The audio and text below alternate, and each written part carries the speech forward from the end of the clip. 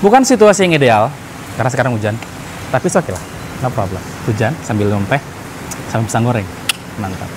Oke, ketemu lagi dengan Dewan di sini, dimana sekarang saya mau beropini, bukan sekedar ngebacain spesifikasi. Kita semua tahu ya, sejak 2024, Vivo itu benar-benar naik.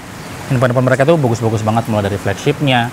Di situ ada X200 series, dan sekarang muncul S300 series yang kameranya juga, ya kalian tahu sendiri lah, emang keren banget gitu kameranya. Terus di mid-range premium mereka punya Vivo V60 yang all-rounder, desainnya bagus, layarnya bagus, baterainya oke, kameranya juga oke karena dia juga punya Zeiss. Satu pertanyaan buat saya dari kalian tahu nggak sih handphone entry level atau mid-range mereka yang bagus sekarang? Coba sebut satu aja. Hampir nggak ada kan? Jadi menurut saya memang bagian entry level ke mid range Vivo memang nggak kuat karena diborong abis sama Transsion Group. Tapi nggak ada angin, nggak ada hujan, hujan sih. Tiba-tiba ada sebuah handphone dari Vivo, namanya Vivo Y21D. Ini agak aneh karena saya coba cari di GSM Arena, saya nggak nemu handphone ini. Kayaknya memang handphone ini dibuat khusus buat pasar Indonesia. Asal kalian tahu ya, nilai jual utama HP ini adalah durability. HP 2 jutaan kecil ini memang kayaknya hanya menjual durability. Mulai dari sertifikasi IP68, IP69, sampai IP69+. Nah, soal IP69+ ini saya coba tanya ke Gemini. Dan begini jawabannya. Jadi begini, sertifikasi IP69 itu memang sudah tinggi, menunjukkan perlindungan yang sangat baik terhadap debu dan air.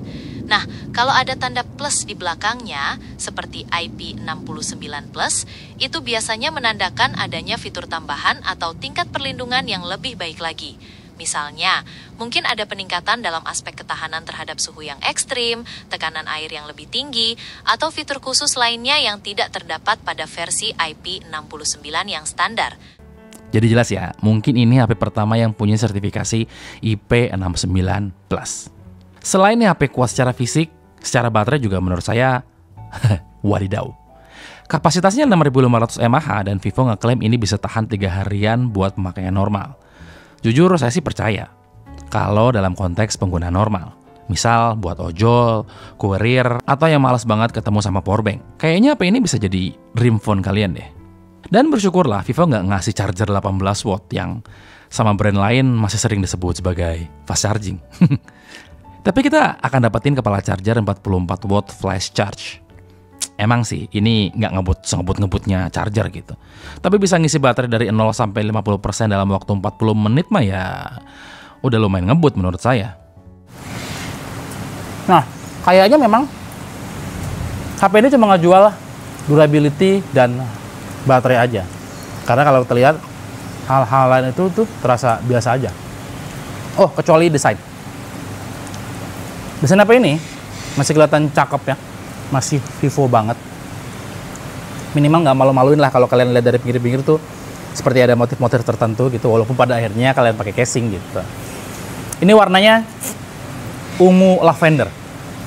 Saya paham kenapa namanya ungu lavender. Soalnya harganya 2 juta. Kalau namanya purple lavender mungkin lebih mahal 500.000. Soal desain, to the point aja ya. HP ini bukan soal tipis-tipisan atau enteng-entengan ya, karena jujur nggak enteng. Beratnya dari sekitar 210 gram. Pas dipegang, feel-nya tuh surprisingly solid loh. Masuk akal kalau memang mereka bilang HP ini ngejar durability. Diajak nyebur ke air, aman. Karena semprot air kenceng, aman. Nggak sengaja jatuh, dia juga punya semacam sertifikasi military grade gitu buat drop resistance. Buat kalian yang tangannya terkutuk macam saya, rasanya bakal merasa sedikit lebih aman kalau pakai HP ini. Di bagian samping ada sensor sidik jari yang udah jadi satu sama tombol power. Di bagian belakang desainnya crystalline matte. Namanya sih gitu ya. Jadi nggak gampang ninggalin bekas sidik jari. Padahal kan tinggal bilang doff doang ya. Apakah ini poin plus? Tentu aja tidak. Soalnya kalau kalian beli pasti dipakein casing kan. Jadi buat apa dibikin pakai desain crystalline matte segala? Lanjut ke bagian depan layarnya. Ukurannya 6,68 inch, lumayan luas, tapi disinilah berasa ada trade-off-nya gitu. Resolusinya masih HD Plus atau 1608 x 720 pixel. Berasa kayak nggak tajam aja gitu. Terus dia juga punya refresh rate 90 Hz. HP 2 juta pakai refresh rate 90 Hz. Itu rasanya kayak gimana ya? Samsung aja punya HP layar 90 Hz di harga 1,3 juta. Ya walaupun nggak punya baterai dan durability seberat ini ya. Tapi ya udahlah. Saya nggak mau komplain. Saya mau komplain juga bingung gitu. Terus brightness-nya ada di 1000 nits, yang artinya harusnya nggak terang-terang banget waktu dilihat di bawah terik matahari. Tapi ya udahlah, sekali lagi gara-gara baterai gede dan awet, saya jadi susah komplain.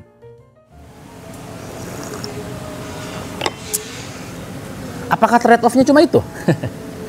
Jangan senang dulu Kisanak. Trade-off selanjutnya adalah performanya. HP ini pakai SoC UniSoC T7225 atau lebih dikenal dengan T612 kalau nggak salah. Yaitu SoC entry level. Yang mana kalau disejajarkan dengan SoC lain mungkin dia sejajar dengan Snapdragon 685. Versi agak lambat sedikit. Jadi memang performa dari HP ini adalah kelas entry level. Itu trade-off selanjutnya. Skor benchmarknya emang nunjukin kalau HP ini ada di kelas entry level. Buat main game, ampun-ampunan dia. Kalau buat Mobile Legends doang sih lancar ya. Tapi buat penggunaan casual, surprisingly lumayan lancar. Nonton YouTube, WhatsApp, browsing, lancar, nggak ada kendala. Pilihan RAM-nya ada banyak, mulai dari 4GB, 6GB, sampai 8GB yang tentunya bisa dinaikin pakai extended RAM. Pilihan storage-nya ada dua, 128GB dan 256GB. Dan storage di bawah ini masih pakai eMMC 5.1. Gimana? Mau komplain?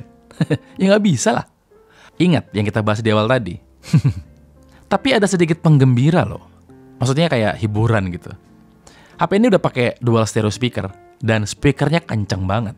Ada fitur audio booster sampai 400%. Ya lumayan lah, walaupun suaranya cenderung cempreng ya. Tapi ya baru senang dikit aja udah ada tabnya lagi. HP ini kagak punya NFC. Bisa dikomplain?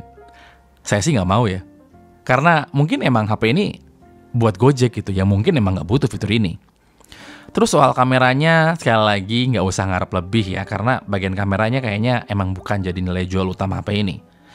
Di bagian belakang ada dual setup kamera utamanya 50 megapiksel, satunya lagi 0,08 megapiksel. Ya kita semua tahu lah ya, ini kamera bonus alias gimmick aja buat depth sensor. Walaupun kerjaannya apa saya nggak tahu. Hasil fotonya gimana? Kamera utama 50 megapikselnya di kondisi cahaya yang banyak, hasilnya lumayan oke loh. Detailnya lumayan, warnanya juga agak vibrant. Cukup banget buat, ya dokumentasi simpel lah. Tapi ya jangan berharap lebih. Di kondisi low light, noise-nya mulai kelihatan, dan detailnya mulai hilang. Kamera depannya, 5 megapiksel. Iya, 5 megapiksel. Cukup buat video call atau selfie seadanya gitu. Jangan berharap muka kalian ganteng kalau difoto pakai kamera depan HP ini. Mau ganteng? Perawatan, modal. Tapi karena dia punya sertifikasi IP68, ada mode underwater photography. Jadi bisa kita pakai buat foto-foto dalam air. Sebuah fitur seru yang mungkin akan jarang dipakai sih. Jadi pertanyaannya sebenarnya HP ini buat siapa sih?